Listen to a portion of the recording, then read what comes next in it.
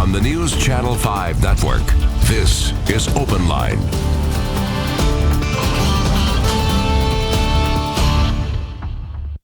Good evening, everyone. Welcome to Open Line. I'm Carrie Sharp. So glad you're here with us tonight. We have a great topic tonight. I think we'll all get a little smarter about it, and it's something that we need to face head on in this city. We're talking about youth homelessness, and I have a great person here to talk to me about it and walk me through it. Lebron Hill from the Tennessean. A lot of folks may recognize your byline.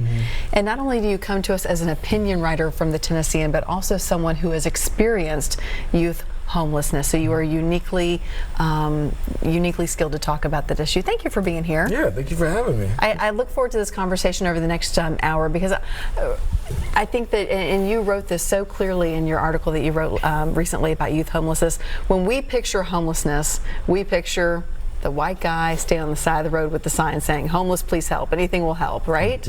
Yeah. And it's one of those things where, you know, I had to face that head on whenever I was homeless, because I think that when I would tell, like, you know, my friends, you know, and family that, you know, I was homeless, you know, a lot of them were like, "What? Yeah, what do you mean? What do you mean?" So it was pretty interesting to kind of gauge what that meant for me, and also for my peers.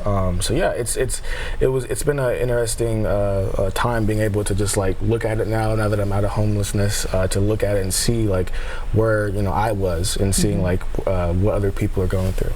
You are fresh out of college, a Lipscomb grad. Congratulations.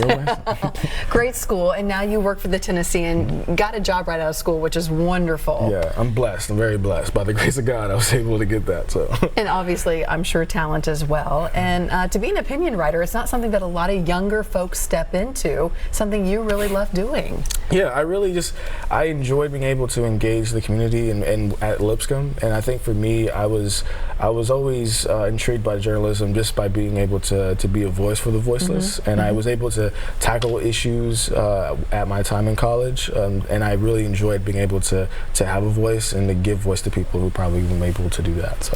And speaking of voices, I want to remind you at home, this is Open Line tonight, so it is your chance to call in. The number is at the bottom of the screen. 615-737+ is the number to call. If you have a comment or a question about youth homelessness in the city, maybe you want to offer up your own story or solutions you may think will work, we'd love to hear from you. Go ahead and give us a call. Taylor, our producer, will get you set up and back, and we'll get to those calls just as quickly as possible. But first, Lebron, I'd love to know more about your story and how and when you became homeless as a child. Yeah, so I'll just tell you the story whenever I was like 18, first 18. So I was 18 years old, and I was I know that like me and my mother, we had just some disputes about, you know, where my life was headed, and I decided to take to just kind of, you know, realize like where I was at, and then just a lot of things happened in my life. I didn't graduate from high school. I was a high school dropout, and I was just kind of going, you know, vicariously in life, and I really wasn't, you know, doing it a lot. And then I ended up being homeless, and from that point I was just kind of, you know, down and depressed. And then after that, I was just able to kind of just build, you know, a faith in myself, a faith in where I knew God was taking me, and just kind of the journey that I was taking in my life, knowing that this life was important to live out, and I'm just a vessel for, you know, for the Lord, but also just to being able to, now that I know, like as my purpose as a journalist, to help people and to help being able to speak out for other people. So yeah, I was able to go to Motlow, and I talked a little bit about in my column about how I was at first going to go to the Art Institute, and then I knew that at that point I wanted to leave Tullahoma, and I wanted to go somewhere else, and Nashville was a great place that I wanted to go to. And my dad, now that I call dad, but at the time just my preacher, he was able to talk me out of it. It's just kind of let me understand that I have to face my struggles and face what's happening head on and not hide. So I decided to go to Motlow State Community College, which is also a really great college as well in this community.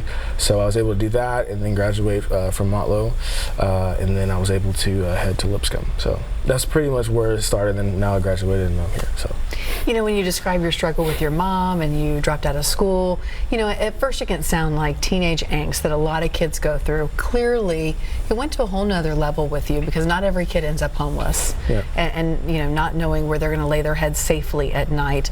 Can you give us a snapshot of the teen homelessness scene here in our city, so people understand, how do kids end up homeless? Yeah.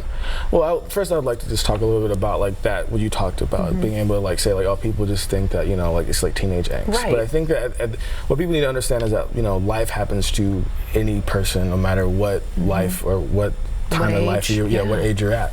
So I think that once people start to understand that, you know, life just happens. It's not about like how old you are. But I think that for me, you know, when I was able to in the column, I was able to interview Alicia Alexi, and she had, to me, I thought it was, you know, she had worse conditions that she had to deal with. She was just telling me things that she had to go through, and like, especially in Nashville, because I was homeless in Tullahoma, Tennessee, and so I still, even though I was homeless, I felt blessed to not be able, like, to be able to handle that in a situation that was not as worse as somewhere like in Nashville, because she spoke about how she had to go about the city, walking around the city trying to find somewhere to stay. So I was blessed enough to be able to find a shelter quickly. But yeah, so I think that for me, what I see in the city is a lot of like younger people who I think it's also just the fact of, I mean, kind of goes into being a younger person and you don't know like how to let people know, or like you're too ashamed to let people know that you're homeless. I think that was for me also like that I noticed was that I was really nervous at first to let people know that I was homeless, and I think that adds to your timeline being homeless, because you don't, if no one knows to help you, then there's not going to be any way to do. Did you feel like people wouldn't believe you or wouldn't know what to do with you? Or just say, just go home. You have a home, go home. Yeah, I think that's also plays into that a lot too. Because I mean, I had people who, you know, I would live with for a couple of days, and they would tell me, you know, like, hey, like you're like, just go like back to your mom, not knowing the situation, not knowing what was really going on. So I think that sometimes you have to really understand that, you know, you are, or like for me, I had to understand that I was homeless, but other people didn't understand that. People didn't want to really understand that someone of my age could be homeless. A lot of people who are homeless, who are younger, a lot of the times, like they're just like kind of couch to couch, and it's not, and it's, for me, I think it's just because of that fact that like no one really like expects them to, like no one really thinks, why would a young person be homeless? I think that we kind of think of youth as just being like this great time and being like, you know, you're learning things, and like, you know, it's very jarring for people to hear my story, where it's like when I was 18, when a lot of people who were 18 were, you know, headed to college and like, you know, figuring out themselves, I had to like, you know, face like real challenges, and I think that's something that I think a lot of people who are looking on the outside looking in don't understand. I'm sure just accessing resources, you probably didn't know where to turn, and then just how to get there. Yeah, I mean, my first challenge was trying to get an ID. Like I didn't even have an ID to get, so I had to figure out how, like where to go. I never went to, part of that, I never went to a DMV. I never went like anywhere to get any. And you didn't have the paperwork that they normally ask for. Yeah, so I had to do that. I mean, I had no credit because, you know, I didn't open a credit card, you know, account, all that stuff. So like it mounts up, because you really just like, I started with like a clean slate, but it like, you know, where that might sound like positive, it's also pretty negative, because you have nowhere to start. There was no foundation to set for me. I can almost imagine somebody standing on the other side of the counter, where it's the DMV or some other agency, and they say, okay, we need these documents. You say, I don't have these documents, and just seeing the blank face that they would have saying, well, how do you expect me to do my job if you don't have documents? Yeah, and it's just back and forth. Yeah, I mean, when I went to Motlow, I mean, it was like a roundup trying to get, like, I had to get a birth certificate, I had to get a social security card, everything, because I had nothing. So it's about, I think people have to understand, like, you really, for youth homelessness, it's starting at like ground like zero. It's starting at the very like foundation and trying to build a foundation. And I think that's something that a lot of I think people just don't understand. What kind of resources are out there, excuse me, for kids who are facing homelessness in Davidson County, in Nashville, that you have come across now? I know that the Oasis Center, they help a lot. They do a lot of work doing that. I know recently they received a grant for that to help with youth homelessness, and I talked about it in my column about that. And I was able to, I mean, see other things, like I know Room in the Inn also helps just with homelessness in general, but they accept everyone. on. But yeah, those are a couple of things that I've seen, and people that I've known, that I know that help people. And so, I think that, you know, I mean, anyone can really like help you. I think that for what I want people to understand is that it really just starts with you like caring. Like my father, who like at the same, like again as I said, he was just like the preacher of my church. He like gave me a direction. He gave me direction to do something with my life. And so I think that it really is just someone, just like resources can be anyone. It could be you, it could be me, just someone who cares enough to say like, hey, like I want to help you. So I think oftentimes on the other end we think we have to swoop in with a cape and all the answers and we're going to be the superhero, and then if we don't feel equipped to be that, then we don't do anything. Yeah. Right? Have you experienced that? Well, yeah, I definitely think in my experience, yeah, it was one of those things where, you know, me and my I didn't call him, you know, my dad yet. I think that we had to build up to that, obviously, but I think that we were able to at least understand that, you know, we had a connection, but it was, at first it was just because he was helping me. But I think but he never wanted to be like my savior. He wanted to just be someone there to help me. So when we had, I didn't stay at his house. I didn't like, you know, freeload off of him.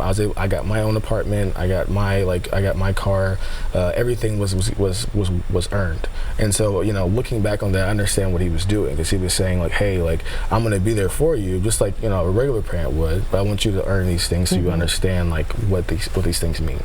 So you had to do the hard work. Yeah. I would never want that any other way. I think that's how you learn how to be like a person who can give in society. I think that's how you're able to be a productive, you know, citizen, is being able to know like what you can give to the community. So. On that, we're going to take our first break. I think we're off to a great start. We would love for you to join the conversation as well about youth homelessness tonight. It is our open line topic tonight. Give us a call, 615-737+.